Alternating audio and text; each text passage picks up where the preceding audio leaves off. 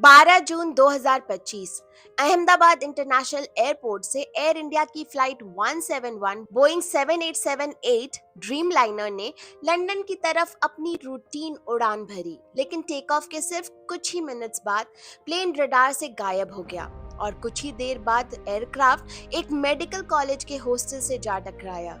इस भयानक क्रैश में तकरीबन 265 लोगों ने अपनी जान गंवा दी, इंक्लूडिंग पैसेंजर्स, क्रू और ग्राउंड के लोग। ये था बोइंग 787 ड्रीम लाइनर का पहला फेटल क्रैश और दुनिया भर में एक ही सवाल गूंज उठा, क्या ये सिर्फ एक एक्सीडेंट था या एक वार्निंग जो सालों से दी जा रही थी लेकिन इग्नोर कर दी गई। बोइंग कोई छोटी कंपनी नहीं है, ये है दुनिया का सबसे बड़ा कमर्शियल एयरप्लेन मैन्युफैक्चरर, जिसने यूएस प्रेसिडेंट से लेकर के करोड़ों पैसेंजर्स को आसमान में सेफली फ्लाई करवाया है। बोइंग ने ड्रीम लाइनर को लॉन्च किया था as a game changer, fuel efficient, carbon fibre body, quiet cabins, लेकिन इस फ्यूचरिस्टिक डिजाइन के पीछे एक और स्टोरी थी, जिसमें क्रैक्स उस वक्त शुरू हो गया था जब प्लेन असेंबल होना शुरू हुआ था। 2013 में 2 बैटरी फायर्स के बाद पूरी 787 फ्लीट को ग्राउंड कर दिया गया।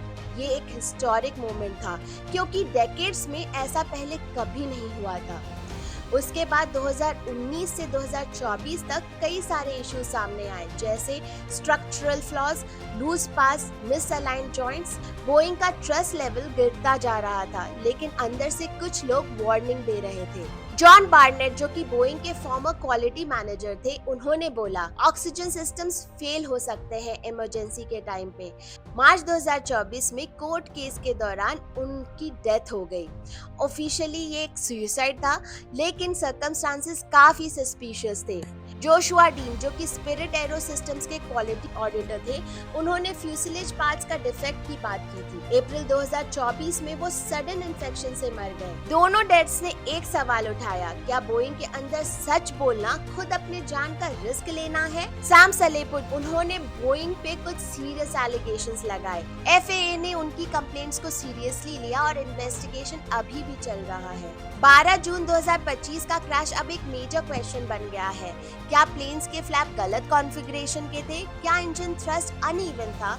या वो मैन्युफैक्चरिंग डिफेक्ट्स थे जिनके बारे में पहले से लोग वार्न कर रहे थे? सैम, जॉन और डीन के वार्निंग्स को इग्नोर किया गया और अब 265 लोग अपनी जान खो चुके हैं। एक कंपनी जो सेफ्टी फर्स्ट का ब्रांड बन चुकी थी, अब प्रॉफिट ओवर सेफ्टी का एग्जाम्पल बनती जा रही है। बोइंग 7878 ड्रीम लाइनर एक फ्यूचरिस्टिक प्लेन था, लेकिन शायद उसने भी कॉर्पोरेट ग्रीड के वेट को झेलने में अपने विंग्स खो दिए।